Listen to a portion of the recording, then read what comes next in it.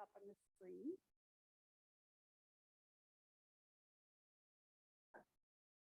Yes, I believe so. So this is a new open meeting software that we have purchased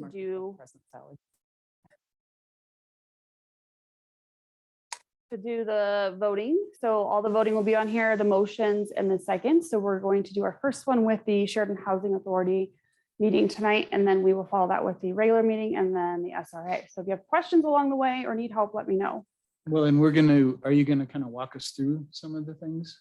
Yes, Do we have an Yeah. interpreter online first before we do. Okay. Yeah. Can we get an introduction for our interpreter, please? Good afternoon. We're going to be providing simultaneous interpretation in English and Spanish. Please make sure to select your language once we turn on the interpretation by clicking the globe at the bottom of your screen and choosing either English or Spanish. Please remember to speak one at a time, point me in the right direction in the packet, and speak loudly close to the microphone. Hola a todos, vamos a tener interpretación simultánea en inglés y en español y vamos a aprender la interpretación en unos segundos y van a ver un mapa mundo en la parte inferior de su pantalla donde van a poder seleccionar su idioma. Recuerden hablar claro, muy cerca del micrófono y mantenerse en silencio cuando no estén hablando. Thank you. We can begin interpretation now. Thank you.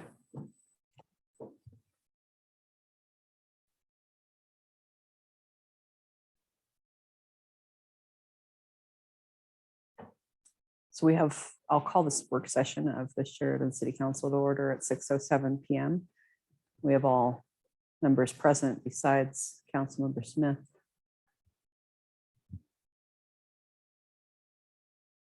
Anything else I need to do before we start on the Housing Authority? Okay, then I will. Each device now will show like where you're at on the meeting. And so it will just go through and. Okay, so I'll call the Housing Authority meeting to order at 6:07 p.m. And as I said, we have all members present except for Board Member Smith. I don't have the agenda in front of me, so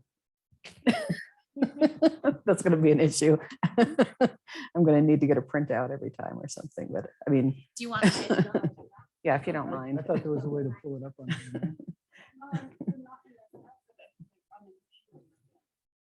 Like it shows just the one item. So in. It says financial reports and motion, but that's not what's first. The minutes are first. We're open on mine, so are you not seeing minutes? I see. Oh, I see. It says minutes at the top now. Okay. Yeah, so go ahead and take a minute to walk everybody through, Jenna. That's okay. Because this is kind of going to be a training session as well as, promise, Lindsay, we'll get all your business done. That's totally fine. I'm all good. But everybody I should can't be see their abscess. at that screen. And if you look up on the left-hand side, it says like hide agenda items or not, you can toggle them on or off. Okay, yeah, can I see your screen? Because I can't see them on mine. Mine's different. Yeah, there should be like an arrow Yeah, there's a carrot on the top left-hand corner. side. Yeah, here, I can walk over there. My Yeah, a little screen just- gray arrow. Got it? Yeah, so up on this side, And yours, I think, is over here, so you want your minutes. And yours is much Easier to read. so if you toggle that See how arrow, mine looks? And it should this one. pull up the agenda items. There you go. Like yours is- Yeah, exactly. Mine is not nearly as helpful. No. Get them there, Jay. So on Yep, that I can side. do that, yep. Okay. Yeah.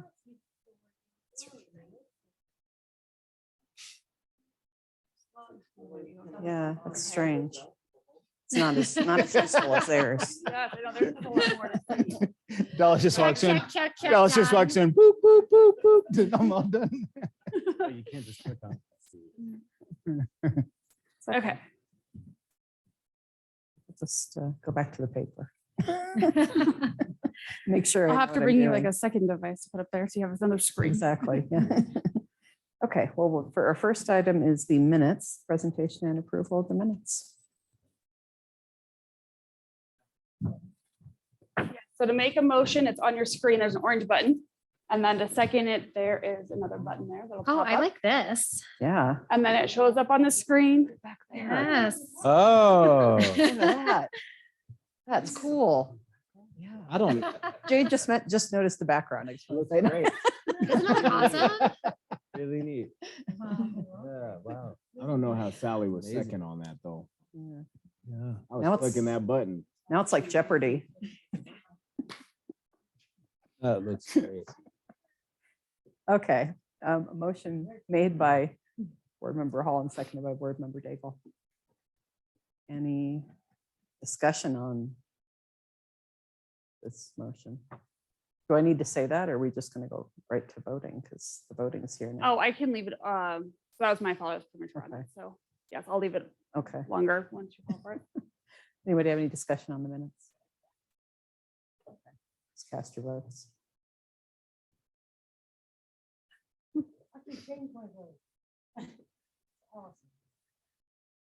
Ooh. Somebody voted no. Was that by accident? Yeah, that was my bad. Okay, because I put you down as a yes. Yeah. Okay. Is there a way of going There you undo? go. There we go. I got you. Yeah. Oh, my bad. I apologize. I was really paying attention there. We have did not vote 3. Is that because we have 3 other people listed in here? So we have 3 non-voting members Right. in there. So we have Okay. Devin, Bill, and. But that's okay. All right. Jenna, you could change the vote from there. Yes. I do have You bet you're not Have that running for authority. office. Wow. Yes. But I think if I remember right. But we can it's been a see her little when while she since we does it. did the- so- And everyone. I can did see the if she training does on it, this, you know? but it spits out a report too. Or you Yes. can spit out a Yeah. report, so it'll show what changes or any input that was done. And it also does a screenshot of every vote. So like it captures this vote and then like actually like if we wanted those in your minutes, you could put those screens in there. Or if somebody wanted those screens, if we could have them printed Yeah. out later. So if you wanted copies of them. If I like mess up my notes, I forgot something, that's really Yeah. useful. Council, Board Member Hall, did you have something you want to say? I think the minutes were written rather well. Thank you Thank very you. much. That's all I wanted to I say. just said no. I just wanted to see what was gonna happen. And now we know. Thank He you. wanted to press the red button. He just saw it. He's like, that red button, I need to press it. Yeah. All right. Okay. And then how do I end his speaking, or do I need to? You're gonna stay speaking throughout the whole meeting. No, him, not me. Dallas. I don't see that he's speaking. Oh, I just click on it again and it goes away. Now I Perfect. know. Like mine didn't show that, so things to learn. Okay. All right, next we have financial reports. Presentation and approval of the financial reports. Okay. So financial reports start on page 3. And page 3 and 5 are basically the balance sheets for the general fund. The general fund holds some of the money for the account. It also holds the Housing for Homes program money, which I do want to chat about in a little bit. But those accounts are healthy. We actually are getting a little bit of interest now that the interest rates have gone up. We got about 340 there in October and 270 in September. And I apologize, I only have September and October. Our November books weren't closed by the time I needed to get this to you guys. So when I come back next month, we'll have November and hopefully December. For the balance sheets for the programs, the ones on page 7 and 9 that say VOA shop port at the top, that is the accounts where we actually hold the program money, where the money for the housing authority payments come in, or the housing assistance payments, and the money for the admin fees. And both of those actually have a higher kind of total net assets than we see sort of quote unquote normally. As we'll talk about a little bit in some of the program reports. Our leasing is down a little bit. We lost a couple of vouchers to folks porting out. And so that brings our housing assistance payments total down. The way HUD funds us is they fund you kind of in the future. So like right now, they gave us more funding because they looked at the numbers we had in March and projected a couple quarters forward to think we'd be spending the same amount of money in November, or September and October that we were spending in March. So what happens is they'll just give us a little bit less next time they give us some money. So it all kind of evens out, but it makes the account look a little bit robust when it really truly isn't. We'll just hang on to that and HUD will give us a little bit less next time. So it'll even out. So that's about that for now. But again, everything's fine. It's always wonderful to have plenty of money to pay your landlords. We just know that when HUD, this basically is going to happen kind of next March, they'll give us a little bit less. We obviously just hang on to this money and wait so we can even it out when HUD gives us a little bit less. They basically fund us kind of quarter by quarter. And then kind of every other month or so, they'll do some mid time period reconciling. So sometimes if we're a little bit low, they'll give us like $3,000 or $5,000. Like that's nice. But since we have this extra money, they won't be kicking us any of that anytime soon. We'll have it to hold on to for when they give us the next big round of funding. So something that happens all the time. So it's not anything unusual for us to handle and work with. So basically the same thing is reflected on pages 11 and 12 with the HAP equity calculations. You'll see that the net restricted position, which is the NPR, is almost $42,000 for October. And again, that's a reflection of some of those extra, quote unquote, extra HAP payments that we got that we'll hang on to keep ourselves whole when HUD underfunds us in the future, appropriately so. And then you'll see on pages 13 and 14, these are the admin fee equity calculations. And this is basically where we are in terms of the admin fees they give us. Again, admin fees are a chunk of money we get for administering each voucher every single month. I think it's about $82 now. And so that's where that money comes in. And that's the money we use to pay for inspections, pay for staff, pay for equipment, supplies, kind of all of that money. We also use that money sometimes to pay for HAP when we don't have enough, when HUD has shorted us 1 month and we didn't have anything kind of extra hanging out. Because we can use admin fee to pay HAP. You can't use HAP to pay admin fee. So we kind of hang on to that a little bit. So it's good that we have that balance sitting there in October for about, you want to look at the REAC one for about the 16,000 because we'll hang on to that if we ever get too short. Again, it's that game of we play with different pots of money to make sure, first and foremost, we're paying landlords. Secondly, we're paying staff. Third, we're paying Inglewood for the management of Sheridan. But that is something. Are we? We're up to date? No, but we're working on it. Part of the reason we are not up to date goes back to the money that I chatted about with you guys last time I was here, and that was in September, was about a $35,000 reconciliation that we had done with HUD and found that we needed that money from HUD. HUD said, yeah, you need $35,000, and that's unpaid admin fees over the span of like a couple of years to pay to Inglewood. HUD's giving us some pushback about paying us that. So we're kind of elevating the conversations and having conversations about it. It sits as a payable on our books to Inglewood. You know, that said, it doesn't truly affect operations. We make sure everybody gets paid, landlords get paid, the program gets ran. It's just one of the quirks, and we're a little frustrated with HUD right now because we did this big reconciliation. We made all the numbers match our books, 100% match their books. It's a pretty lengthy process our financial services manager goes through with our financial analyst from HUD. We got to this point, the financial analyst said, oh my gosh, we did this great, everything's perfect, we're going to give you this money. And then her supervisor kind of came back and was like, I don't know if we're going to give you this money. So we're having some additional conversations. So I'll keep you guys updated. It's not the great news that I had in September. I was hoping to come and we'd have that money. Was this totally unexpected? No. This is part of the process of going back and forth with HUD. We have learned a bit through this process. And so I think moving forward, we're going to do some things a little bit differently to try to get the payables taken care of and not have Sheridan owing money and all of those good things. But some of these problems are from 2017.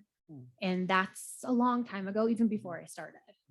So we're working on it. I hope I come with good news next time. I make no promises though, because I feel like HUD doesn't want to give me any good news.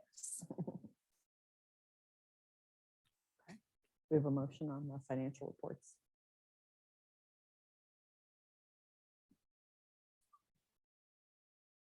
Motion made by Board Member Kelly, seconded by Board Member Stang. Anybody have any questions on the financial reports? Can vote then.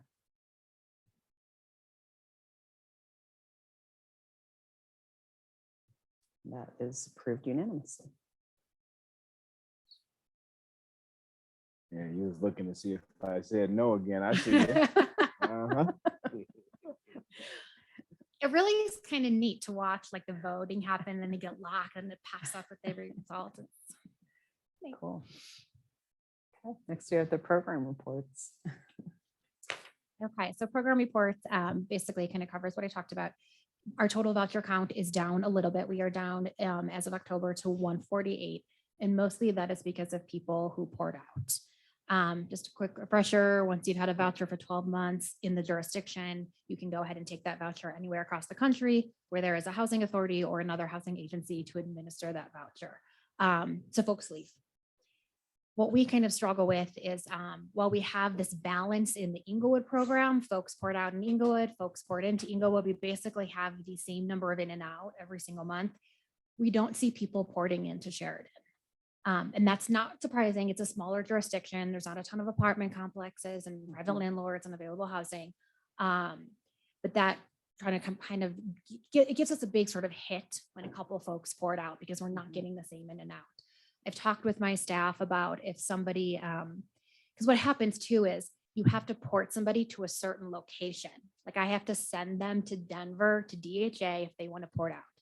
A lot of folks who port to us, all the other housing authorities port them to Inglewood Housing Authority because that's our big umbrella. So what I've asked my programs or the program staff to do for the voucher program is to pay attention where people are porting to.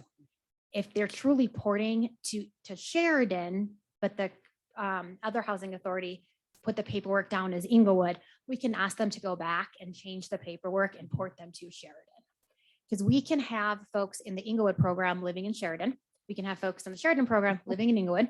We can have folks in both programs living in unincorporated Arapahoe County. But we want to make sure if they're coming into Sheridan, we're capturing them in Sheridan. So we're doing that. And we're also just pulling tons and tons of names from the lottery so we can continue to lease up. So we're doing kind of two things to make sure our numbers are going to be higher when you see me next time, because we watched this happen and we very quickly reacted, pulled from the lottery. We had pulled already anyway for the extra 4 vouchers we got. So we're seeing an uptick in the Sheridan vouchers. And then we'll talk about the resolution with Bonsai Flats, and that will be part of that conversation in terms of leasing.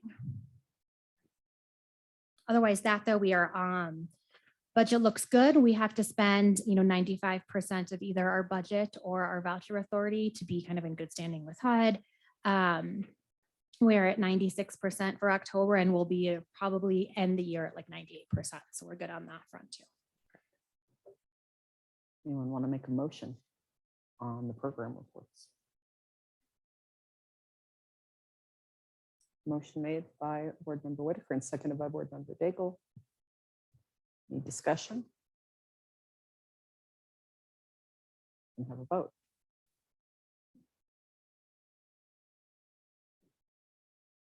That is passed unanimously. Next, we have the manager's report. Yes, with the manager's report, kind of again, back to leasing up. This report is obviously a little bit more up to date because I can write it using the up-to-date numbers. I don't use old numbers when I write this report for y'all. So as I wrote in here, we do actually have 5 families with Sheridan vouchers who are searching right now. And that was as of, I think, last Wednesday. I got the numbers and threw them into this report.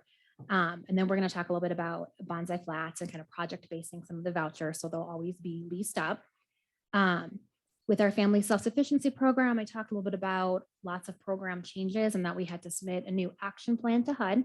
And without the action plan approval, we couldn't move forward with having people join the FSS program. We got that final approval on November 8th. So our FSS coordinator is very busy getting everyone who was on kind of her hold list into the FSS program so we can help people gain self-sufficiency. We also applied for the FSS grant for 2023. I think the application was due in October. It's a 1-year grant. So every year around the fall, October, we have to apply again. I'm hoping we hear soon because it's December 12th and the grant starts on January 1st. But we normally get it. We've had it for 20+ years, but there's always a little like decided going to do something weird this year. So I'm hoping we hear soon, but I mean, fingers crossed it goes well. It's a great program. And we're just happy that we can start getting people back in the program now that we have the action plan approved. With the grant that we have with the Sheridan School District, I think I mentioned to you all that that grant is going to wrap up its first cycle of 2.5 years, 2 years, 9 months at the end of March. We heard from our state representative or Division of Housing representative that the next cycle for the grant is not going to be competitive in the sense that we don't have to compete against other jurisdictions to get the grant again. We will have to submit an application and we will have to put together a budget and talk about just the plans of how we're going to execute the grant, but we should be getting it kind of no problem. Right. What we are planning on doing though is bringing Inglewood School District into the fold. Partly because we, I think, have an overlapping, obviously, jurisdiction of both students and what we do with the Housing Authority. And we have some extra money. So the grant is $300,000 for the 2 years. And then one of the reasons we went 2 years and 9 months is because we couldn't spend it all. And we really want to spend it all. And I want to say about 75% of that grant is money to families. We have sort of very low overhead with that grant in terms of we do pay one person from our housing authority for 20 hours to do the housing coordination piece, but we don't pay a lot of other, administrative costs. It's all towards families. And we want to make sure that's the money that gets spent. So we've had some conversations with the McKinney-Vento liaison over at Inglewood. They've loved the work we've done with the grant and have been asking us if they could jump on, and this would be the time they can. So the application for the grant to renew it has not come out yet. Again, hope that comes out soon because it is December 12th. And grant cycle is going to start sooner than later with it being April 1st. But as soon as that comes out, we're going to kind of restructure it a little bit to bring Inglewood in. The nice piece too about Inglewood coming in, they also don't need any additional overhead from the grant. We do pay a little bit to the school district. They take a little bit of the funds to pay for their McKinney-Vento liaison. The Inglewood's liaison is 100% paid for by their McKinney-Vento grant and some of their title, I think it's 9 funds. So we don't need to give them any administrative dollars. They simply want us to help with the families that they identify get into housing. The McKinney-Vento grant can pay for basically everything to help a family experiencing homelessness, except the money to get into a physical unit. They can furnish that unit once they get in it. They can provide bus tickets, right? Everything else, but they can't do security deposits. They can't do application fees. They can't do first month's rent. This grant can. So we're really excited about how that partnership with Inglewood can continue to help us help more families in the area. And there'll still be plenty of money for the Sheridan families. I don't think that's going to be an issue at all because most of the money is just going to go directly to families. We're excited about kind of round 2 of this grant, taking what we learned from the first round, applying it to the second, adjusting the budget, adjusting the funds, and just helping a lot of families. It's nice because we don't have a lot of restrictions. It is a federal grant right now, so a little bit more. Next round of funding is state funding. So a lot of the restrictions that we even found a little bit oppressive, gone. Help everybody, just get them in housing. The McKinney-Vento piece can wrap the rest of the services around them. So excited about that. I'll keep you informed about that. We'll know hopefully a little bit more next month. And then in terms of a staffing update, we had hired a new technician to serve the Sheridan program in September. She started, realized it is not her cup of tea, was very honest and open about that, and actually gave us a month's notice. So we've already been able to rehire for her position, someone that we are really excited about, who I think this will be her cup of tea. And she's going to start on January 3rd. So there'll be a little bit of a staffing change, but not too much of a gap where we're not fully staffed. Oh, I have 2 other things I wrote down. Still working on an updated kind of service agreement. I know we have one in place. We talked about kind of, since we don't have the original copy, of hammering out something new.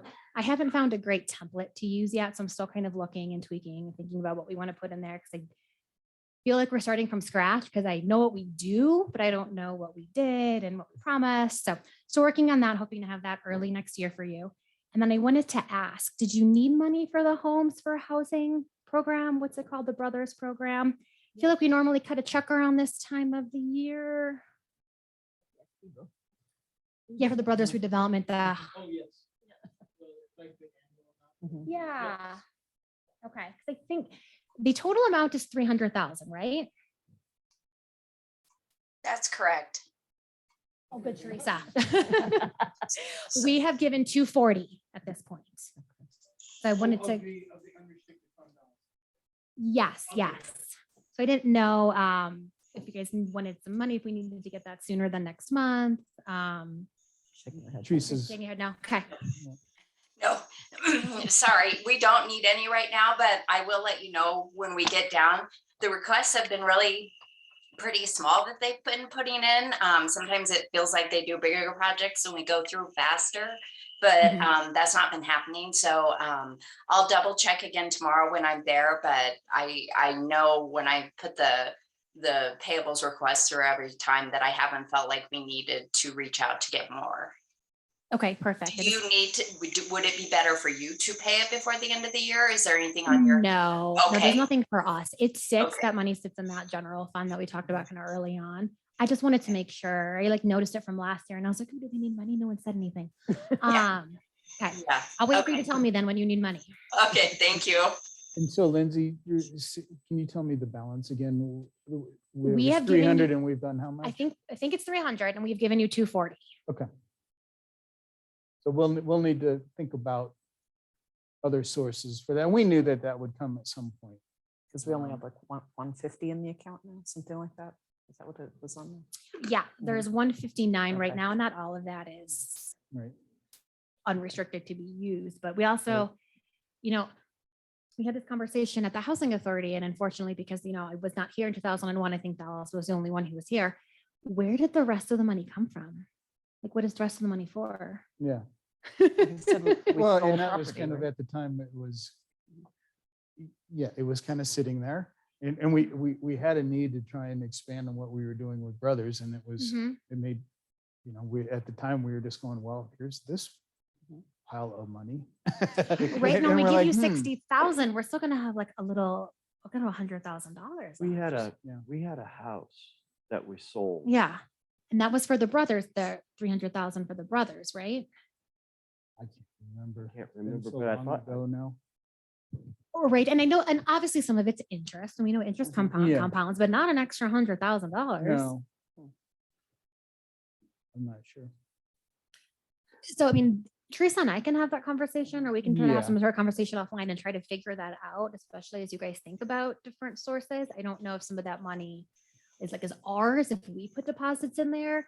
You know, unfortunately for us, we changed our property management / accounting software, I want to say in like 2011. Mm, So to add to the problem, the accounting records from before then are not great.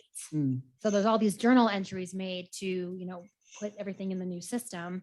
But before then, it's a little Yeah. gray.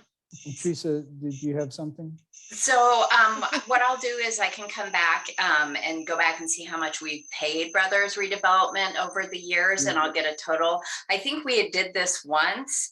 Yep, and I had think your I'd- spreadsheet from last time. Yep. Yeah, and so, and I just checked, there's 20,000 still left of the last advance that you gave us, so that will definitely get us a while. But I'll go back to that and find that and update that so that we can verify what's ours and what's yours or it's all ours, so, okay. Right, or And I think that sounds good. And just for maybe some of our newer members on council that weren't here when we were talking about this, with our Help for Homes program, we used to use CDBG money, which is Community Development Block Grant money.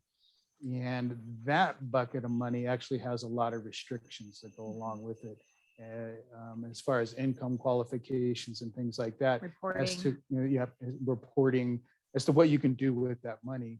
And we while we liked and still do like the program and working with Brothers on the Help for Homes program, we were looking for a way to try and expand and get more people into that program. And by using this unassigned fund balance through the Housing Authority, that let us not have to adhere to all the strings that come with CDBG money.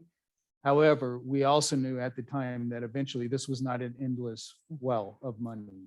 And that at some point in the future, we are going to have to look at, all right, if we want to continue, and I think we do, want to continue our Help for Homes program, we're going to have to look at alternative funding sources, unless we want to go back again and use CDBG monies. But then that has the issues that go along with that. It just narrows, it narrows the number of people that can qualify for help. My recollection was we were like getting barely any applicants. It Oh, was, right. yeah, it was difficult. And so while we were getting quite a few that were just beyond the income qualifications and things like that for CDBG. And so we were able to bring a lot more people into the program. But knowing that it wasn't going to last forever on that particular source of revenue. So that will be something we'll have to look at here over the next year or so. I mean, at this point, if you still have 20,000 and then we've got the 60 saving for you, that's Right. 80. That's a while. And that'll hold for a little while. Yeah, And 2 years. maybe. yeah. And so we can look at opportunities out there. And for, there's a lot of grant monies. We might be able to grant fund this for a number of years here as well. So we'll have to look at that, and we'll have that discussions with council here in the future. Yes. Now, you said CBG. CDBG, which is Community Development Block Grant money. Okay. That's a federal source. How long ago were we using them? Say again, I'm sorry, Terrence. How long ago were we using them? Oh, gosh. Teresa, Do you you'll know, on your Teresa, when we spreadsheet. switched over, it's probably been 7-8 years. Mhm. So do we know if they're still using like the same format with the same requirements and everything? Is it still the same? Lindsay probably know more than I do mean, for on the that, most or- part, it's federal funds and Yeah. they're We can look wonderful at and they that. come with lots of reporting requirements, strings attached. I was just curious. I didn't know, how long ago it was, and maybe they might have been like, oh, we changed. Yeah, I mean, I think it's always worth a shot, right? To reach out to like Jeremy and Leona. we throughout would the whole certainly county. look at that again, right? right? Yeah. Because what those monies funnel through the county to Mhm. us, and they've got great staff there to help Mhm. us figure out how to use it. Right now, we use those monies for street projects and things. So while there's a lot of flexibility, there's also a lot of strings. I don't know if that makes sense, but No, it makes sense. Okay. I mean, that's a good idea, and we'll certainly check in on that. So we started in 2013.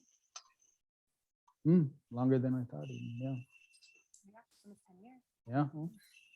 Is it really 2023 next? Wow. All right. Sally?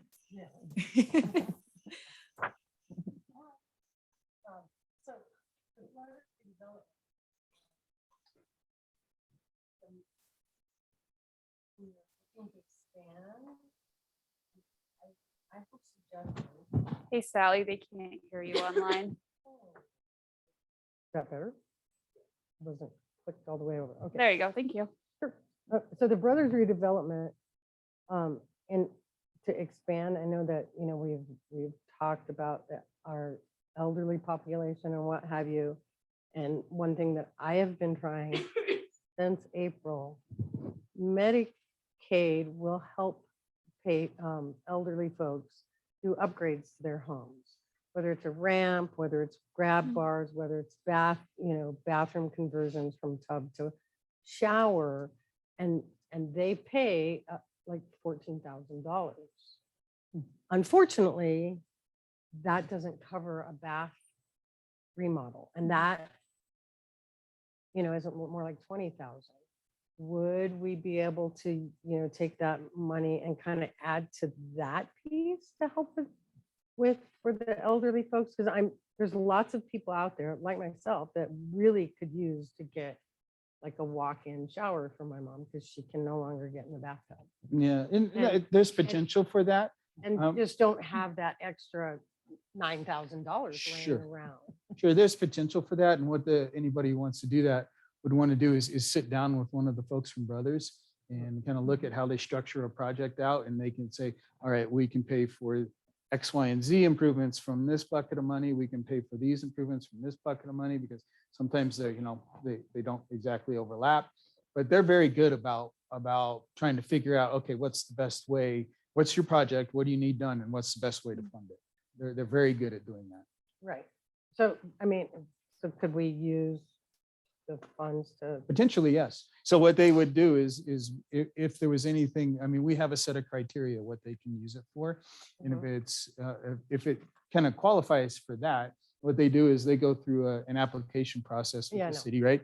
And as long as all I did that that. checks out, then they're good and you can go along. If it's a little bit outside one way or the other, then what they do is that they can submit a request to the city for consideration of funds that are maybe just a little outside either the top funding level or a little bit outside of the criteria we set. And we can consider that on a case-by-case basis.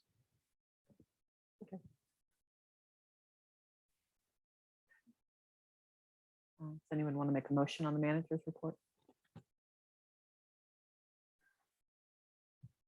Motion made by Member Hall and second by Member Kelly. So let me ask before we vote here real quick, and this is just a point of order for this. When you say we're making a motion, and so Dallas clicked on motion, do we assume that is a motion to approve? Okay, now what if they have a motion with an amendment or something along those lines? So after the motion is made, they now have an option on there that says motion to amend. Where's The- that? It's on their device Okay, where they can actually hit and say that they want to make a motion to amend. You don't have it because you didn't do it. Um,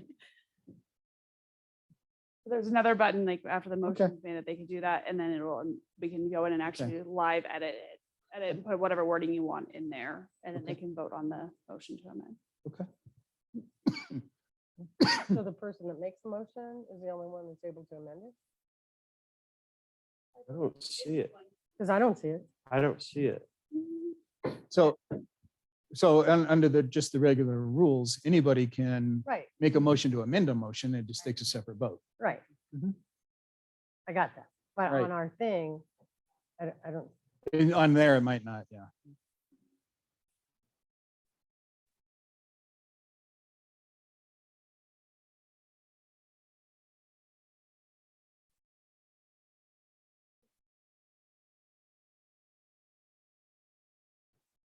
Lindsay, I appreciate your patience as we. Thanks for being our guinea pig. Yes. I've been worse things, so. I know we did it in the demo, but I don't see it on theirs at the moment. Maybe something to make a note about. I will, yeah, and follow up with them. Okay.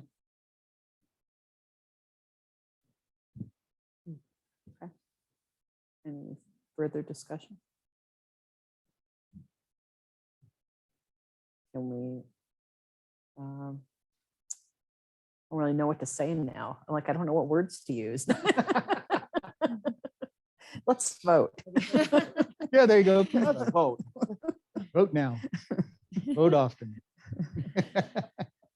Motion is approved unanimously. Right. Unfinished business, we don't have any. So we will move on to new business, resolution number 5 of 2022, approving the adoption of utility allowance schedule.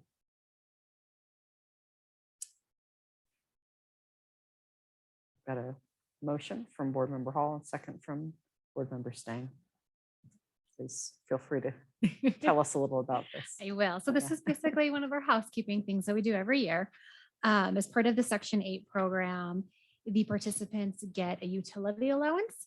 And so if you look at any of the attached one's for apartment complexes and one's for single family duplex type homes, for whatever utilities they have to pay for out of pocket, we basically give them an allowance based on how the utility is supported. I don't know if that's the right word, and how big their unit is. And then if they pay very little to zero in rent, we actually send them what's called an ERP check, a utility reimbursement payment, to help them pay for the utilities. If they are paying a portion of the rent, whatever the utility allowance is offset against their rent. So basically you go through and you figure out what they pay for themselves, you circle all the numbers, you get a total. Most folks in apartment complexes will pay for their own heating and cooking and electric.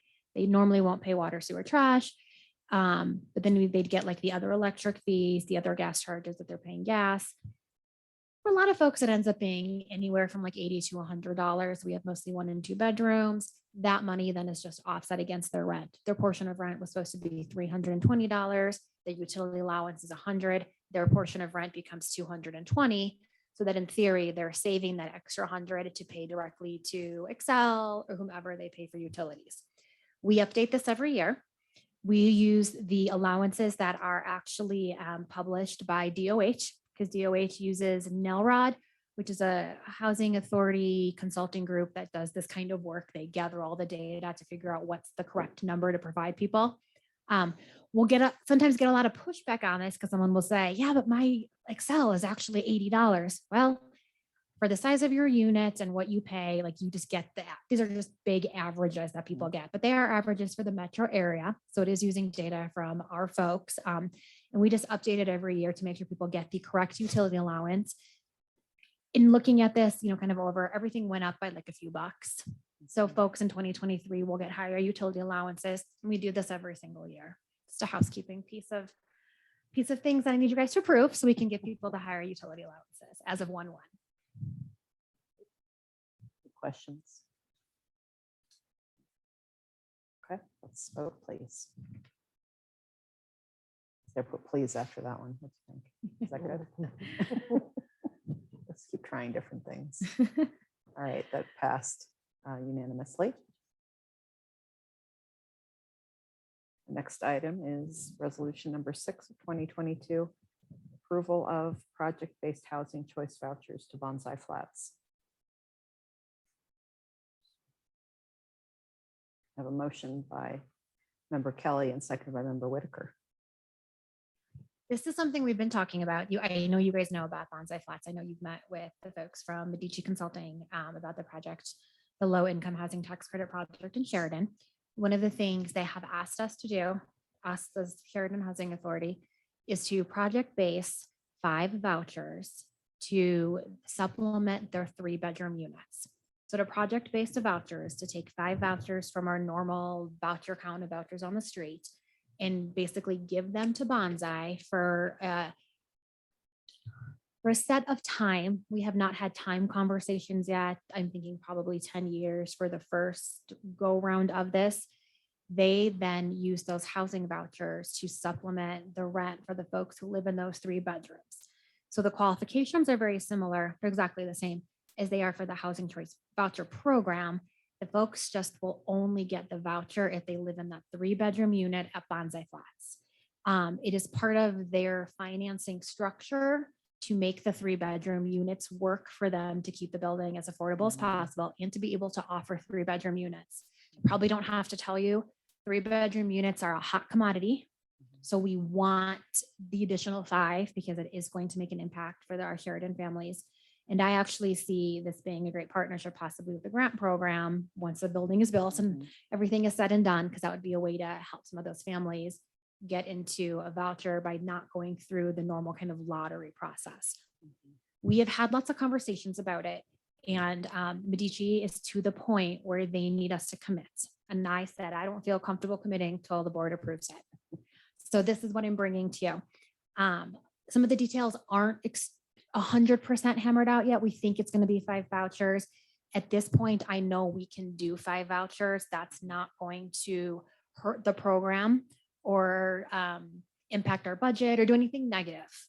Because many of the conversations I had with Josh Russell from Medici early on was that, again, I can't commit to this until I know the program can actually do it, because I'm not taking vouchers away from people to do this. I think we're at a point where I think this is okay, especially because we got those 4 new vouchers from HUD.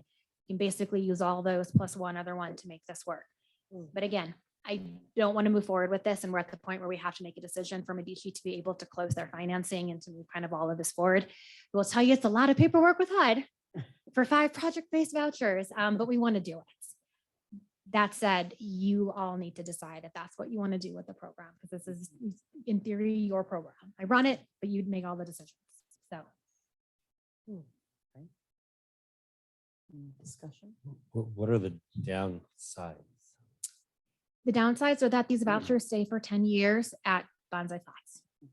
And that if we don't like it or we feel like we're not helping the Sheridan community, we don't believe we can get out of it once we sign a contract with them. Because it is also then a contract with HUD. HUD has to approve this also. So that would be the downside. I just don't think that's going to be a downside. I think it's going to be a really fantastic thing for Sheridan. But if for some reason it doesn't work out well, we are stuck. Is all of bonsai gonna be low income, like all of it? Yes. Wow. It's going to be low income, I believe, at different percentages. Usually it's like a mix of 30 up to I was 60. trying to move in the bonsai. We're gonna party at the bonsai. Party at Bonza. Yeah, It's going to be a wonderful, wonderful It apartment is. complex. It is. Yes. I can't wait to see it. I look Yes. forward to it. And we've worked with Medici before on their Broadway Lofts project, a project in Inglewood, and they do quality construction. They know the ways to stretch a dollar by doing kind of creative financing. And their buildings don't look affordable, right? They don't have any kind of stigma-ish looking anything attached to them. They're beautiful. They are wonderful. And they do great management of their properties too. Nice, nice. So we're confident in our relationship with them based on what we did with Broadway Lofts. We did not project based any vouchers at Broadway Lofts though. We just offered the tax credits or the tax breaks. One, I'm fully supportive. I think, we need to do what we need to do to get bonsai flats up and going. I think it's going to be a fantastic project for our community. So if they need that little extra to Yeah. make the funds work, I think we can offer those 5 vouchers. That's something we can do to make it happen. So, So the only question I would have would be, so that's 5 units that would be 3 bedrooms, low income. What if what if the need actually is more? I mean, could No, I we think- add to the 5? Right. I think we can have that conversation and add. I don't see why we couldn't add. The other thing is that they're going to take our voucher holder. So this doesn't, preclude them from taking just regular vouchers, right? Right. This just means they get to have those 5. But, we're excited because again, we have a lot of folks who live at Broadway Lofts. So we know we'll have a lot of folks from the Sheridan program living over at Bonsai Flats. And so they'll still get to use the subsidy there. They'll just have to income qualify. So sometimes we get folks and folks income qualify for us. We shoot for people who are at 30% of the area median income. We can go up to 50%. At some of the low income housing tax credit properties, they can go up to 60%. So there's kind of like a gap there, but it's a good gap that they can fill. And there could be a point where, in our program, once you're in, you're in. So you can continue, especially if you're in the self-sufficiency program, to continue to make more money, become more self-sufficient and go from, 50 to 60 to 70% of the area median income. You can't do that as much as an apartment complex that's income restricted, but they do what's called income averaging to help when folks get a little bit high, they get a little bit low to make it all even out. Again, very complex, but part of how they make that work. I don't know if that really answered your question, but. any other questions or comments? Let's vote then.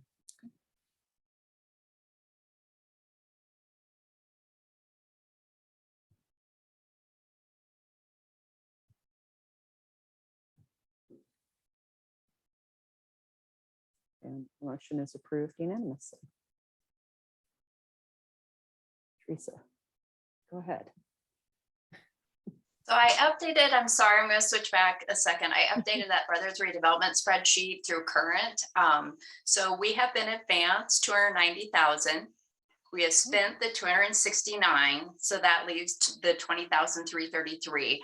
What I don't know is what the original amount was. I don't know what our original set amount was. I've always heard 300, but I don't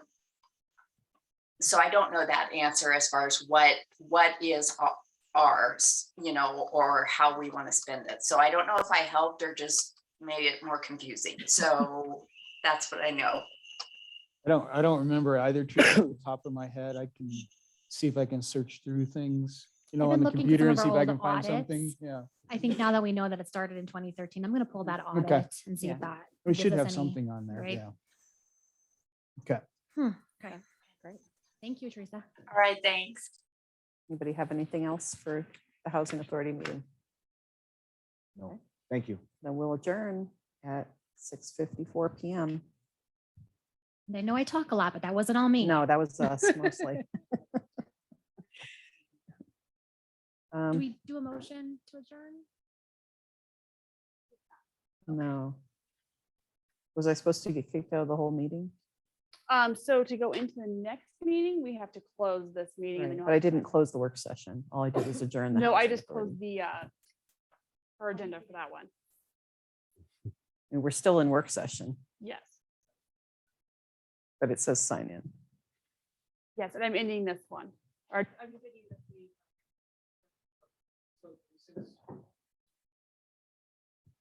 Since we don't vote in work session on anything, we don't need to have it open for the work session. Oh, okay. I see. We're not allowed. to Sorry. vote. We're That we're point not was allowed to eluding vote in me. work session, right.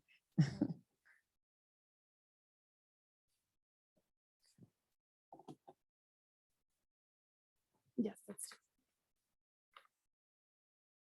Thank you.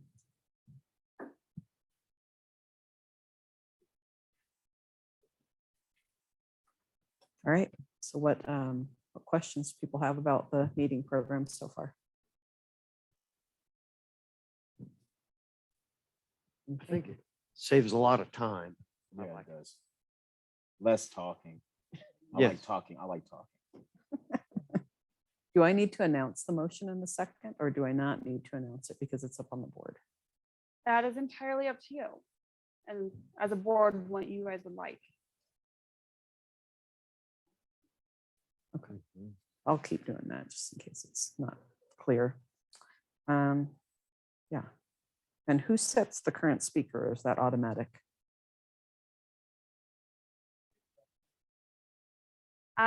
When people start talking, I'm flagging who it is, Okay, just to give like the members of the audience or whoever, like if they come back and watch the audio, they know who's speaking. so it's not automatic. No, the only one that's on all the time is yours. And then if like somebody requests to speak and you click them, then it pops them up red. If they don't request to speak and they start talking, I can go ahead and click them and then Okay. it says who's talking. The demo, if somebody was remote and they started speaking, didn't it? It flagged them. Seems like when I was like on my phone, we were doing that demo, and if I started speaking, it flagged me. No, because it doesn't capture your voice. So if you hit Thought it if you did. hit the request to speak and then you're selected, then it will show that you're the person. So during the regular meeting where I'm actually recognizing someone as opposed to people just jumping Right. in. Work know, session's going to be different Yeah. because we're kind of jumping around, Yeah. right? And a little more informal. Yeah. So during the next meeting, then I would try to hit the, click on that speaker as they, Yeah, and we'll have to try and recognized. be good, as a group to try and, speak when we should and make sure we're being recognized. Because if we don't follow the rules, how can we tell anybody else to follow the rules, right? And I think Andrea will appreciate us not talking Yes. over one another. So that's true. Now, on this, She gave the big thumbs up. when you pull up the sidebar and it has all the different tabs, when you click on one, is there no way that it pulls up like the whole paperwork, the conversation, or do we have to constantly go, to the email? We got to keep going back and forth. So there's a couple options. We can download the open meeting software onto your phones and you can do open meeting from your phones, then have your agendas and packets up on your computer. And then that way you're just using the phone to vote and to do the meeting stuff. Okay. Or you're going to go back and forth between two, or I'd hate to go back to paper copies for that, Yeah. but I just thought it would have been cool. Like you go to the tab, you click it, and then it pulls it up. You know what I mean? so And then you can do all the reading and everything and Mhm. close the tab and it takes you Yep. back to the, you know what I mean? I don't know. So on the regular meeting, you'll see that on the different agenda items, like for the ordinance and stuff, I pasted all of that in there. So you should be able to read like the full ordinance. It's not going to have all those different, like the contracts and stuff for the dispatch or for fire, but it is going to have that first, like the resolution page and the first ordinance page and those things on there. Okay. So you'll have to let me know if you can see those. My screen looks very different than yours. So it'll be interesting to see how that looks. Okay. Those things, like the summary of those things will also pop up for the public to see. So what you guys aren't seeing on Zoom is that we actually have an overlay on Zoom that shows the voting board. And then it also shows on Zoom, like it highlights you in red if you're speaking, so they know which council member is speaking. So I think it's very transparent that way. Yeah, that was one of the reasons that we liked this application itself too, because it just it was very friendly with the Zoom platform and making that work better for people who are watching the meetings. Would it be helpful to put the stuff on the screen? So Yes. that is an item that is coming. It is a back ordered item right now for it to be a split between all 3 screens. So Reagan and I spent a lot of time trying to figure out how to get it onto screens. But for me to be able to cast it, it was a big issue because it's coming, like that screen's actually coming from mine. And so it goes to that one over there. Okay. But we're waiting for the one piece that's going to put it on all 3 at the same time. So we will show it up there for you guys to see as well. So I could see it behind you guys. Right. on that one. Yes. Yeah. Like the session packets and stuff. Oh, you want the packets on these? Yeah, screens? like if one screen had the actual packets, we all will be able to see. That's definitely something we can look into Oh, getting no, up there. that's what you guys wanna do. It's a screen share, so it's definitely doable. I think the only thing that you're gonna lose from that is having like the Zoom coming through.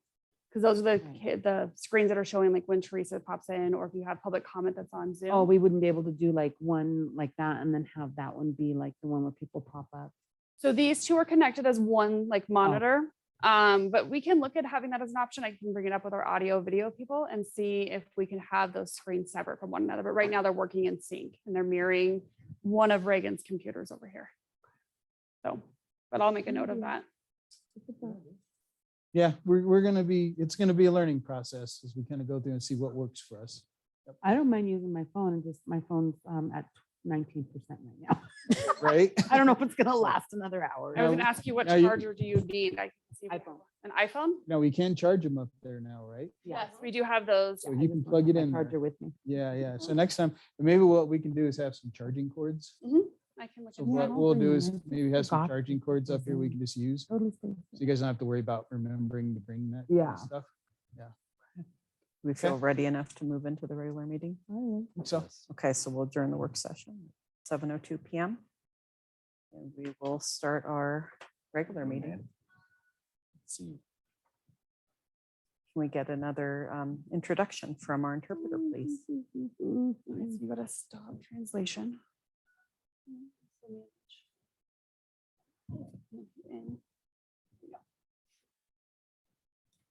Hi, everybody. We're going to be practicing language justice today. We're going to have simultaneous interpretation in English and Spanish.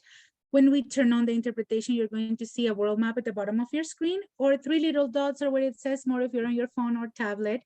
If you're not fully bilingual in English and Spanish, please make sure that you select one of those 2 languages. Please remember to speak at a conversational pace, speak close to your microphone, and remain muted when you're not speaking.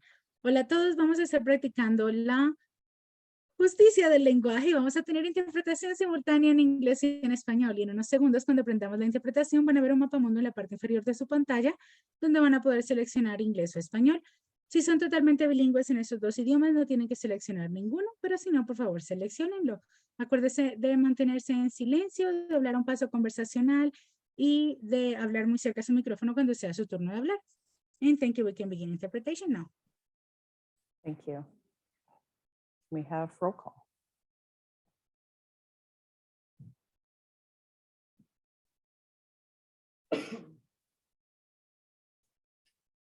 We have all members present except for Councilmember Smith. Could I get a motion to excuse Councilmember Smith's absence? He's already on holiday with his family for the holidays. I've got a motion from Councilmember Kelly and a second from Councilmember Whitaker. Please cast your votes.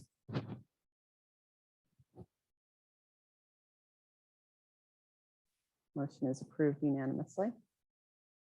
May we please rise for the invocation, followed by the Pledge of Allegiance.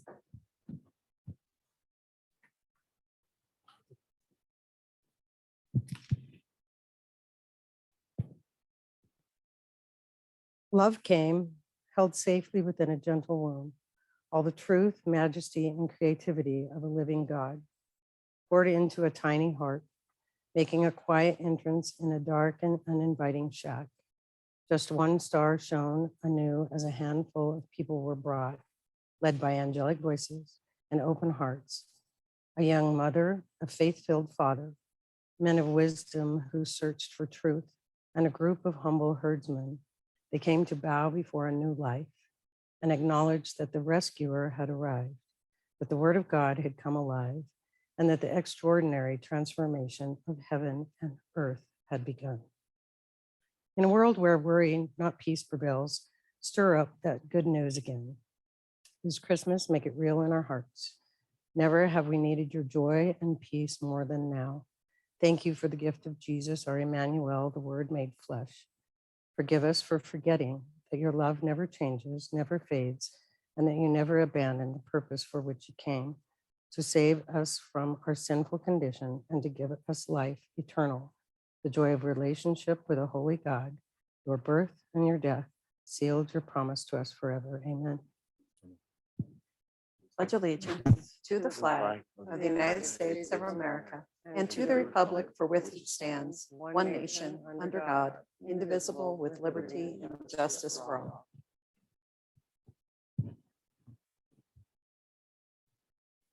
Do you have any changes to the agenda? No? Changes tonight. Thank you. Next, we have an opportunity for public comment. If there's anyone who'd like to speak to council on anything that's not already on our agenda, you're welcome to come to the podium or let us know online. Okay, Not at this time, Madam Mayor. we'll move right along to staff reports. City Clerk. I have no report tonight other than to say that this is my last city council meeting.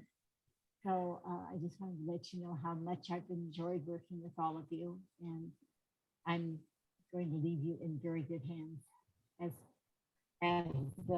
demonstrated tonight, because I have not a clue what she's doing.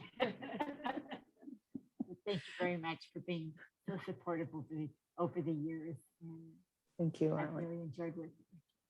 Thank you for all of your years of service. And, you know, I know all of us have relied on you so much to get through our jobs here. So thank you for all your help. We'll move along. I think we don't have our city attorney tonight. So Yes, I am. Oh, you are on. Okay. Yes. Do you have anything to share with us? I'd just like to thank Arlene for all of her years of service That's and all the time and efforts that she's put into the city. And it's been very easy for us to work with her. And we'll have some questions and need to discuss about record keeping for this new system when it comes to quasi judicial matters and the identification of parties. So I think that's an issue that we need to discuss. That's Yeah. all, Mayor. Thank you. Thanks for thinking through all that for us to make sure we do it right. All right, city manager, you have anything for us? Thank you, Mayor. And I'd also like to thank Arlene. And as I've told you guys many times before, she makes my job so much easier. And really appreciate everything that she's done for the city. We will miss her. I don't have a lot for my report this evening. I've been on vacation. I spent the last week catching up. You can imagine from the emails that piled up. But just a few things that I wanted to mention. Again, hopefully y'all saw the Christmas lights as it came up, and I think everything's looking pretty nice. It was maybe one tree that had a little bit, one part wasn't coming on. We'll get that addressed. But I think they look fantastic. I think staff did a good job on arranging for that. Our elevator should be done by tomorrow. So it's been out for a while. Again, we're waiting on parts forever for that, but they were testing it today. Making sure alarms and everything worked, and they have to do one more kind of test, I think, and so it should be up and running again by tomorrow. So that's good news. And then I wanted to remind everybody our holiday party this Wednesday night at the VFW. Hope you all can join us. We've got, I know in peeking into Jenna's office, there's a whole lot of door prizes that she's picked up. So lots of fun to be had, and hope you all can make it. I know we'll have a good amount of nice dinner there as well. So looking forward to going to the VFW. I think that's about it, Mayor. I just let everybody know I had a great vacation and really appreciate the staff stepping in and allowing me to take some time off like that. once, you know, I did go to, we were at the big island in Hawaii when 2 volcanoes were erupting at the same time. So we could see Mauna Loa from where we were erupting. We'd been to Kilauea and seen it erupting 2 or 3 days before that happened. So it was pretty cool for this Colorado boy to see a couple of volcanoes erupting. It was really cool. So appreciate the opportunity, the city giving me an opportunity to take some time off and do that. Great. Chief, what's new? I'm going to be brief tonight. So just wanted to talk about our red light camera and just one of the other benefits that we have, because of course, besides keeping us safer there and tracking the speeds and those things, but we don't look at that all the time, but there is information that is stored in there. And we had 2 neighboring agencies that had homicides. They came to us and they talked to us, and both times we were able to see the vehicle that they were looking for. So it helped in further that investigation. I just thought that was a little important tip to let you know, besides keeping us safe in all the other ways in traffic, it's helping keep us safe to solve crime as well. So just wanted to point that out. And then I want to take a minute to say, thank you, Arlene. The 2 years that I've been here, you've been absolutely amazing and always helpful and wonderful and such an easy person to work with. We're going to miss you, and I know the city will miss you, but thank you. Thank you, Thank you, Chief. Madam Mayor. Yes. I think we skipped over financial reports. Oh, I did. Thank you. Only I had someone who was supposed to be keeping track of these things for me. Oh, whoops. Thank you. You have the thing. Well, you don't have And the it's thing. skipped financial You need one of report. these. too. You're right. We're gonna have to do that. Okay. Well, I've got a motion from Councilmember Hall and a second from Councilmember Daigle on the financial reports. Do we have any discussion on the reports before we vote? No. Please cast your votes.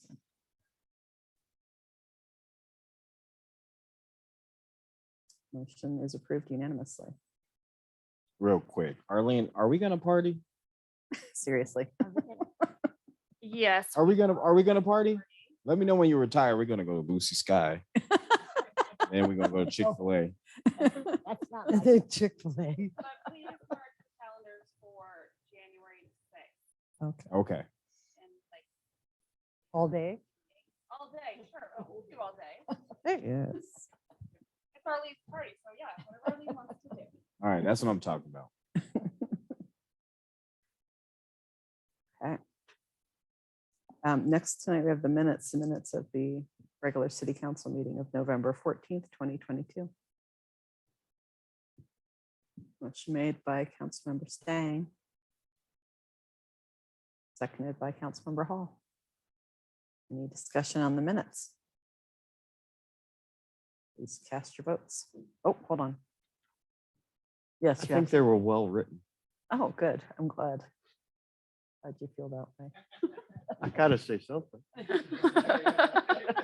This is, cast your this vote. is kind of different, you know? I like how you snuck that in the last minute, like just to see if I would catch it before we voted. Okay. Next, we have the consent agenda, authorized disbursements that have been or will be made from November 1st, 2022 to November 15th, 2022 in the amount of $502,569.64, and from November 16th, 2022 to November 30th, 2022 in the amount of $574,738 per the referenced and attached transfer of funds. Motion made by Councilmember Daigle and seconded by Councilmember Whitaker. Any discussion or questions on the consent agenda? See what I'm saying? Like right there. We couldn't just say that, you know? No, there's no way we can do that. To be able to see the summary that has like the Mhm. amounts Yeah, like, be on there, and you're not able to see those. No. no, Like, They're blank. It says consent. agenda. it just says consent agenda. That's it. Okay. But down further on the items for individual consideration, those are there. Let me make a note of that. Also, that's something to take back. I appreciate that. Go ahead. Oh, yeah.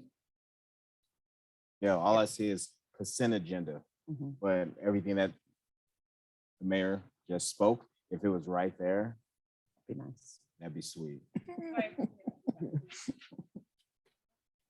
Okay. We did not vote yet. Please cast your votes. Motion is approved unanimously. No public hearings tonight, so we'll move on to ordinances on second reading. Ordinance number 14 of 2022, an ordinance of the City Council of the City of Sheridan, Colorado, establishing the salary for the municipal court judge.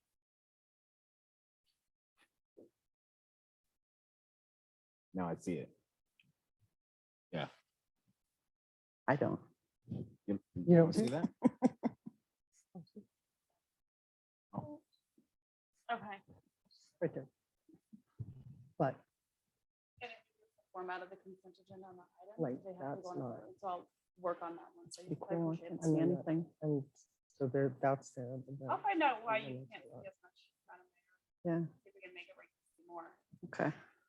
Yeah, she doesn't need to see more. She's got me. What? Back over there. Motion made by Councilmember Daigle, Kidding. second by Councilmember Stang. Any discussion? Actually, we got to get comments from the public. Is there anyone from the public who'd like to speak on ordinance number 14?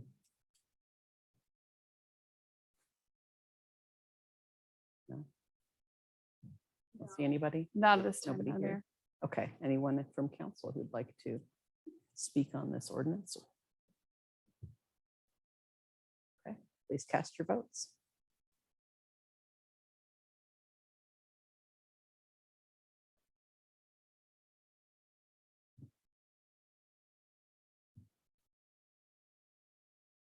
I also can't see here who's voted and who hasn't. That was me. Sorry for Okay. taking so long. That was me. I'm just noting, I couldn't tell it was you until I turned around. All right, motion is approved unanimously. Next, we have resolutions. Resolution number 30 of 2022, a resolution of the City Council of the City of Sheridan, Colorado, approving the 11th Amendment to the City Manager Employment Agreement between the City of Sheridan and Devin Granbury.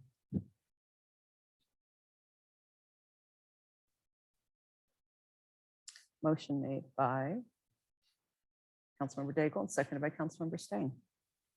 Any discussion on this ordinance? Please cast your Mayor, if vote. I might. Oh, yes. I please. just wanted to say thank you to the council for this and for allowing me to be your city manager. It's an honor and a privilege to be the city manager of Sheridan. I'm very happy to serve the city and be able to work with all the great people that have sat where you guys all sat over the years, and people who sit over on this side as well. Got a great staff, a great council. Makes my job easy and enjoyable. So I appreciate that. I want to say thank you. And just, can you go back to where, because it showed everything up on that one too. And I just wanted to know if council could see, look, look. Ah, there it So is. it's showing up on there. So people, if they're out here, they can maybe kind of see where, yeah. Finally So popped it's up. showing up there and people out in the audience might be able to kind of Can't follow see along where we anything. are as well. So just wanted to say, so Okay. we're getting there. It's narrowing in. Anyway, thank you, Mayor. Well, thank you. And we know it's not always, sunshine and rainbows. So We Always. appreciate your work. I'm like a unicorn running through a little field of happiness. Wonderful, all the time. Thank you for all your hard work. Wow. Really hope he dresses a I think unicorn he's for Halloween. really- Yeah. Come on, Deb. You know we love you, Yeah, thank you. but we are gonna have to talk about us council members getting a 2.5. 2.5. Okay. Okay. Any other discussion on resolution 30? Please cast your votes. Motion is approved unanimously. Next, we have items for individual consideration. Resolution number 31 of 2022. A resolution of the City Council of the City of Sheridan, Colorado, setting the mill levy for general fund property taxes and the mill levy for the property taxes required to pay the general obligation bond principal and interest payments. Motion made by Councilmember Daigle and seconded by Councilmember Hall. Any discussion on resolution 31? How has this changed from how it was? Prior to So, Go ahead, Teresa. okay, thank you. So the mill levy for general fund is set. We cannot increase that without a vote. So that is the 5.974 that you see. The next one on the section 2, the 0.38 mils for abatement. What that is every year when we get our certification letter from the county of what our new assessed valuation is, they give us what they have abated this year that we should have received.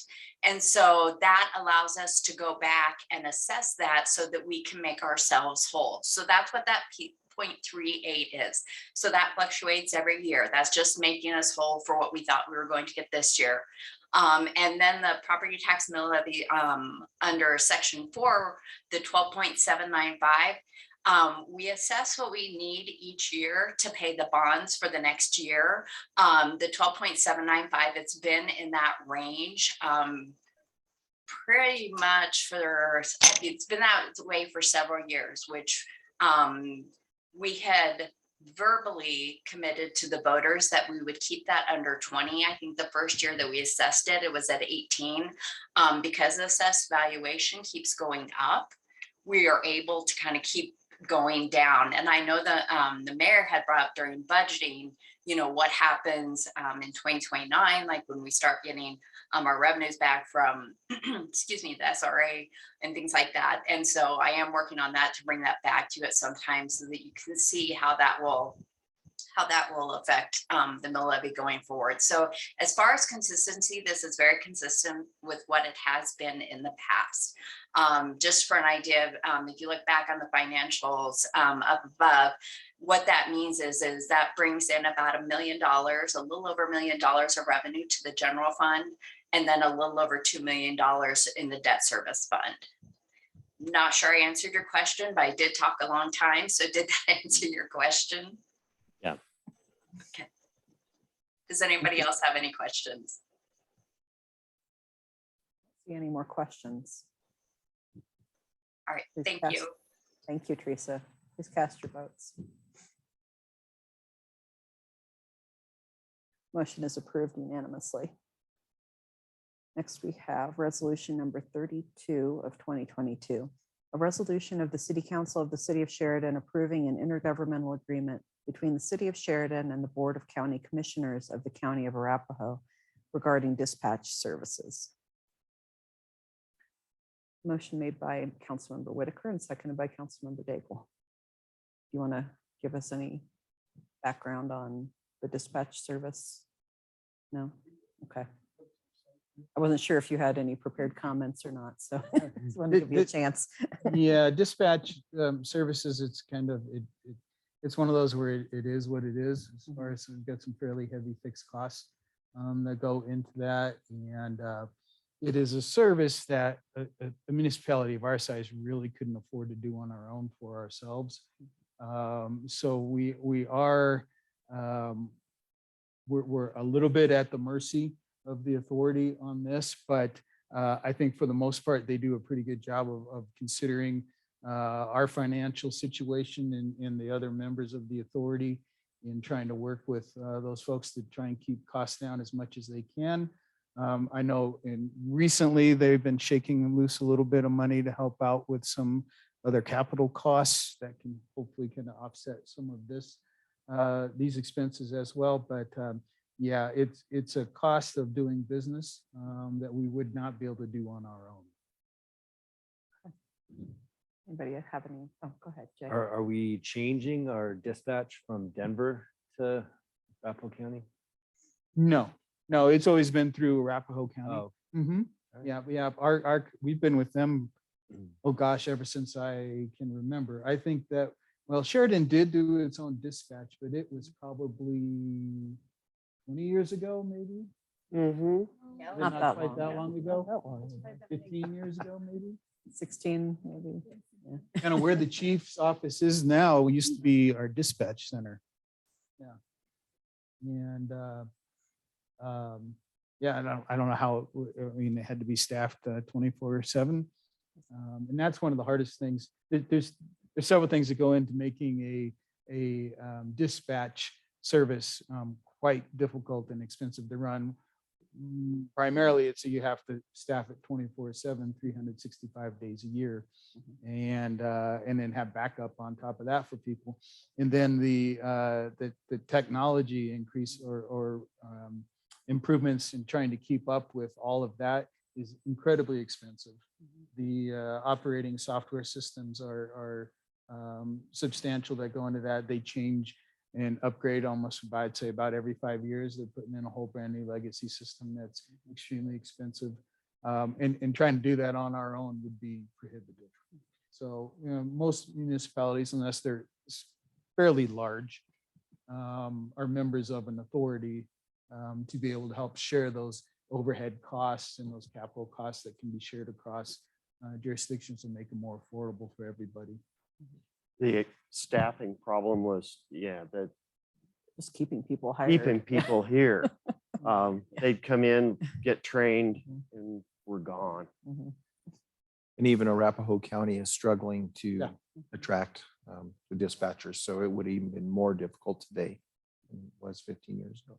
I don't know a dispatch center over the last, gosh, however many years, 20 years, it hasn't had a staffing issue or that hasn't been their number one struggle. I sat on the board that operated the authority in Summit County when I was the manager at Dillon. That was our top one there as well, was just trying to keep the doors open and keeping somebody on a live voice on the end of that line 24/7, 365. It's very, very difficult to do. A lot of burnout. You can get people and get them trained out and you get a lot of burnout. As you can imagine, it's a very stressful job. So it's very difficult to keep those staffed up. So it's an expensive proposition. I think that we've gotten good service. Chief can speak to that better than I. But I think we received good service from the Arapahoe County Dispatch Center, and then working with the 9/11 Authority has been positive for us as well. I think we're lucky that we have a well-funded authority and we're able to provide the service that we are. Any other discussion? Please cast your votes. Motion is approved unanimously. Next tonight, we have resolution number 33 of 2022. A resolution of the City Council of the City of Sheridan, Colorado, approving the 10th amended and restated intergovernmental agreement for fire protection services between the City of Sheridan and the City and County of Denver. Motion made by Councilmember Kelly and seconded by Councilmember Stang. Any discussion on this resolution? Go ahead, City Manager. Thank you. That's the first time I've done the request on there to speak. That was Yeah, see if I'm paying attention. I was seeing if you're paying attention. I was gonna stick it in there like Allison. Anyway, I wanted to point out for council that this contract is pretty much the same contract that we approve with Denver Fire every year, though this one is a little bit different than our normal one. So what we have done on this is actually lock in 3 years worth of costs for this one, where we usually have been going year to year. The reason for that is that Denver Fire had recently negotiated a I'm losing the word right now. When Collective you have- bargaining agreement. I'm sorry. Collective Bargaining. Thank you. Could not get it out of my mouth. You said it earlier. I tonight, did so say it with know. you earlier. Collective bargaining agreement that that controls some of their overhead personnel costs for the next 3 years. So in having a discussion with the fire chief, he asked if we would commit to an increase over the next 3 years as well, each year, and look at a 4% increase. Their collective bargaining agreement calls for a 4% increase each year for the next 3 years. and asked if we'd be able to match that. And I said, yes, we could do that. It's a little bit more than we had in the budget, but it doesn't affect our overall budget standing at all. And then they've been good in working with us in the past. We've had years where we had zero increase when we had particularly tight budget years, and they would work with us on not having a budget increase. And I would say I had actually, right before I left for vacation, I brought up a spreadsheet that showed what we'd done over the past 10 years or so on that. And then I got a new computer and I can't find that spreadsheet. I tried to for you guys today, but I'd say we average somewhere 2 to 3% over the span of this, which is amazing. And so for them to ask for a little bit more to help cover the cost of a collective bargaining agreement over the course of 3 years is not, to me, significant. We'll be able to absorb that within our budget without any issues, and that helps them out and make sure that we're a good partner moving forward with them as our fire department. So other than that, it's exactly the same agreement that we've approved for pretty much the last 10 years. Is there a way that we can get some type of documentation or something of the inspections, just to make sure that our fire hydrants here in Sheridan are working, they have water in them? I can make sure that we can make that more of a regular type of thing. I know that they do that and they have that information, but it hasn't been regularly supplied to the council or to the city, but I'm sure they'd be happy to do that. And we can see on what level of frequency that does it make sense. Do we do it quarterly, every 6 months, annual? I don't know, but we'll make sure that we get that information. It's kind of it's on one of our to-do lists to make sure that that gets shared, because I know there has been some issues. Thank you. That was gonna be my question too, so. Awesome. Anybody else have any questions? Okay, please cast your votes. Motion is approved unanimously. Next, we have Mayor's Choice. I wanted to echo everybody else's sentiments about the Christmas lights. I think they look great. It really reflects well on our city, makes us look good, it looks amazing out there.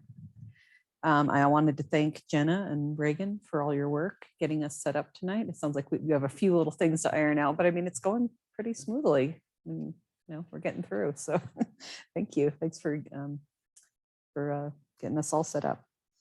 And I also wanted to mention, I went to the VFW 75th anniversary party. The VFW were up here, and it was an amazing party. It's lovely. There were some very moving parts, and I felt privileged to get to attend. So thank you for the invite. And I'm impressed with the longevity, and like some of the longevity of some of the members there just blew me away. It's crazy. People who have been members since before I was born with that VFW. Yeah. So yeah, it was very impressive, and I'm really glad to have them in our community. That's all I have tonight. Anybody else have anything to bring up? Sally? The annual Dr. Cog traffic congestion report is out. You can look it up online. That's we do have another meeting next Wednesday. And then the only other thing I wanted to express was my thanks to Arlene, and so pleased that you're going to be able to retire. That's great. Thank you. And then the other thing was, apparently the only one of the three, Randy and Devin and Tara, that have any kind of a sense of humor is Tara. I texted, the one at the end isn't Twinkling Clark. And y'all didn't respond. I mean, that is classic, because when I drove by, the one snowflake at the very end was not on. And I'm like, you got to do this. And she's the only one that sent back the ha-ha.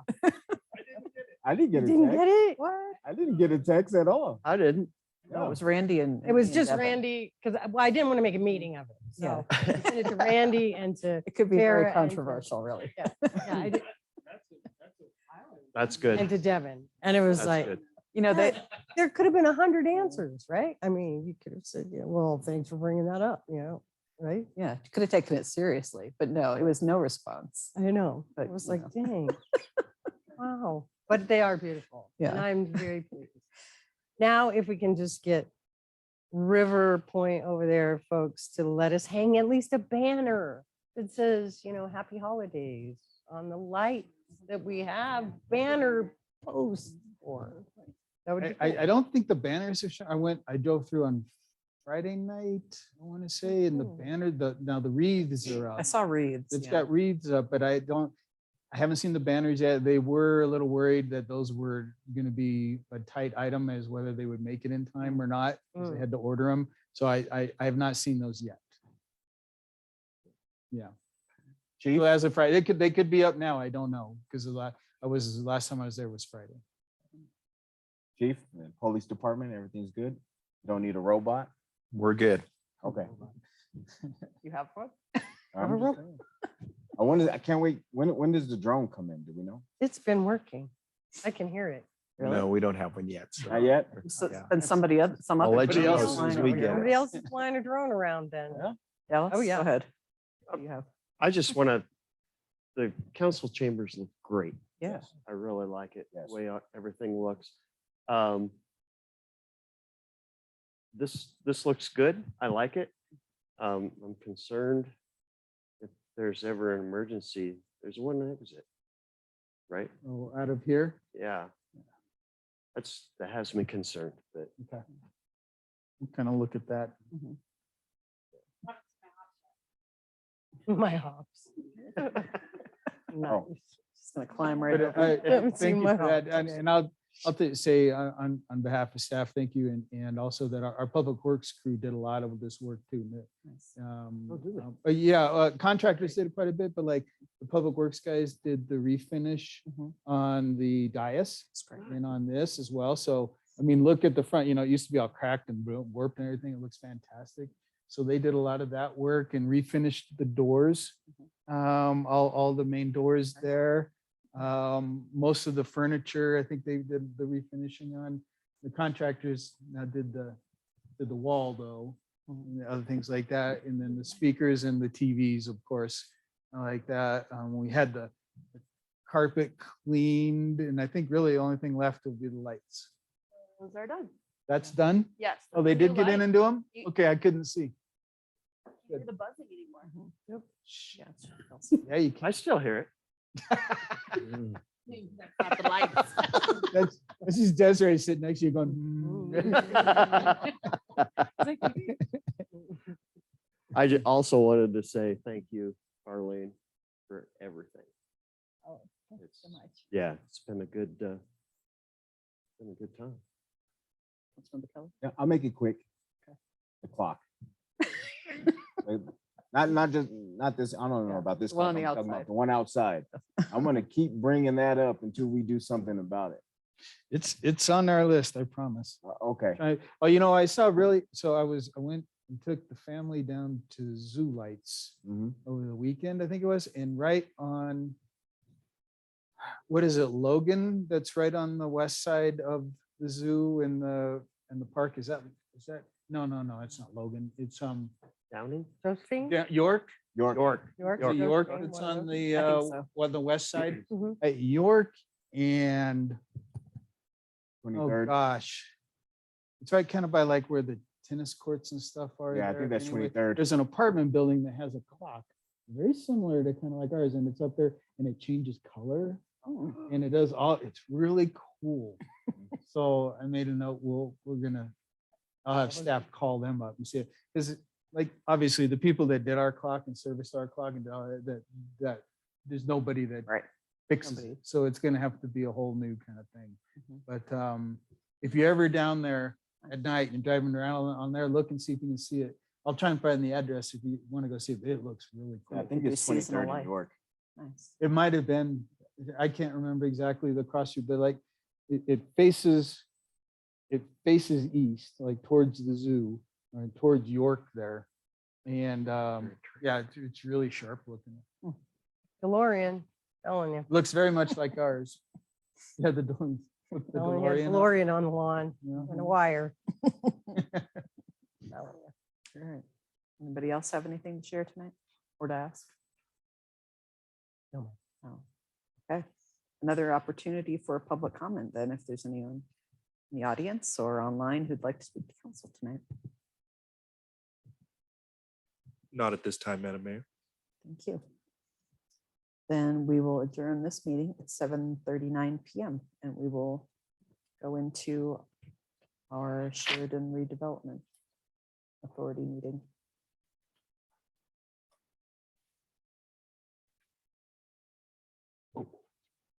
Do you have to take us out of this one? Okay, we need to make a motion to.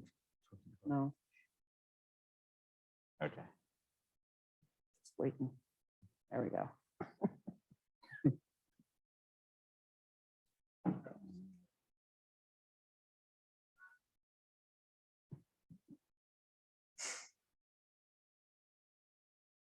Okay.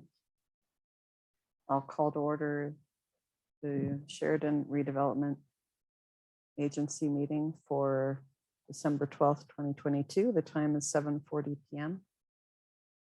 And can we have roll call?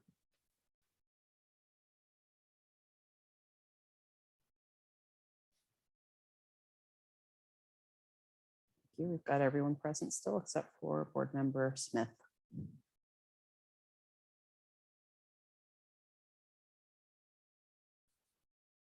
Next item is the what? Not changed. Minute.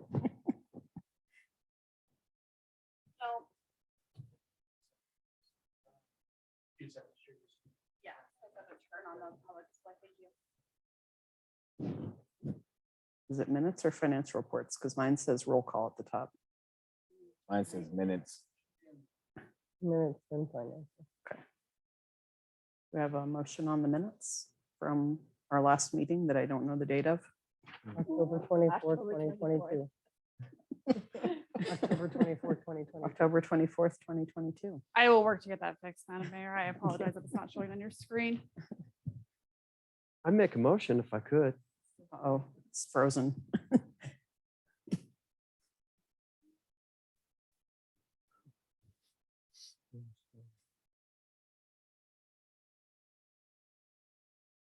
Okay, got a Trying to motion. thaw it out. Motion made by Board Member Daigle and seconded by Board Member Kelly. Any discussion on the minutes? Please cast your votes. Motion is approved unanimously. Next, we have the financial reports. Receive and file the financial reports. Motion made by Board Member Stang and seconded by Board Member Daigle. Any discussion or questions on the financial reports? Please cast your votes.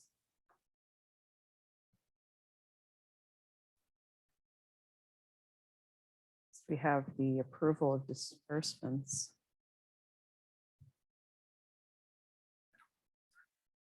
Oh. Authorized disbursements that have been or will be made for expenses in the amount of $117,358.62. Legal expenses, none. Other professional services, $8,246.22. City support services, $108,114, and other expenses, $998.40. Motions made by Board Member Whitaker and seconded by Board Member Hall. Any questions on the disbursements? Please cast your votes. Motion is approved unanimously.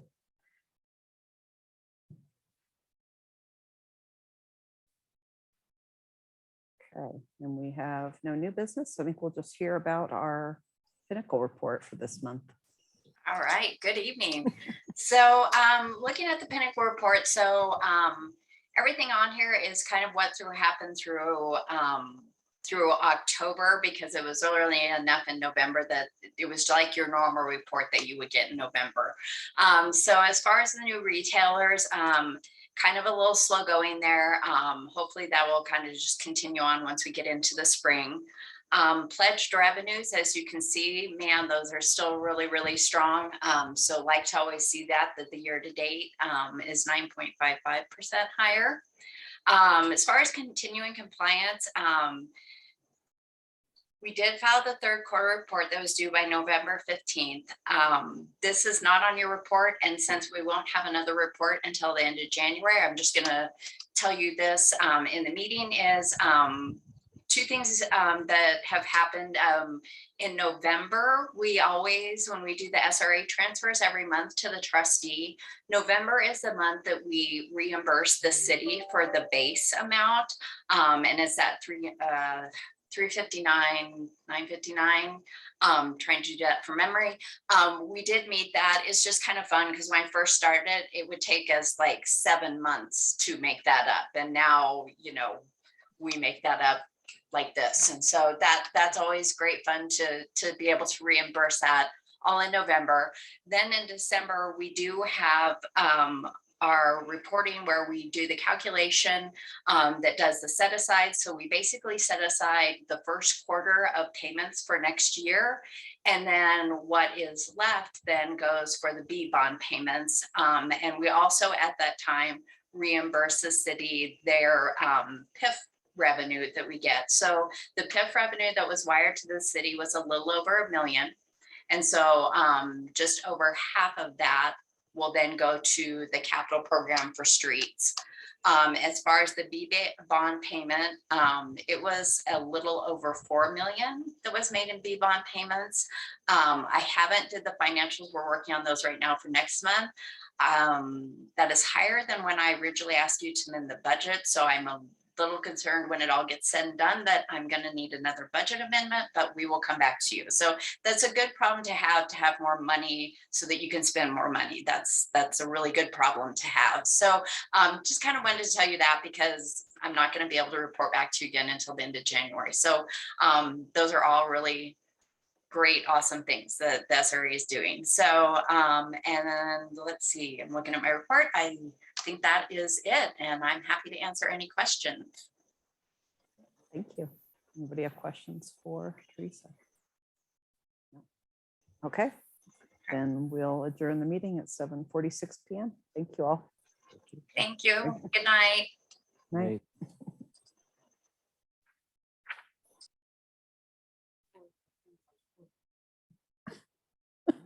You made it.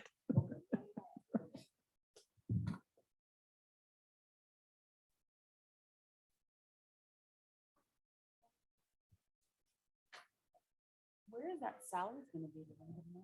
The what? That's a good question because it's not over there by Bear Valley. No. I went looking I know. and it's already closed. 3902 River Point Parkway, over by the nails. The Ooh La La No, nail. Ooh La La Nails is right next to it. Yeah. That is a good place for it. Ooh la la. That is a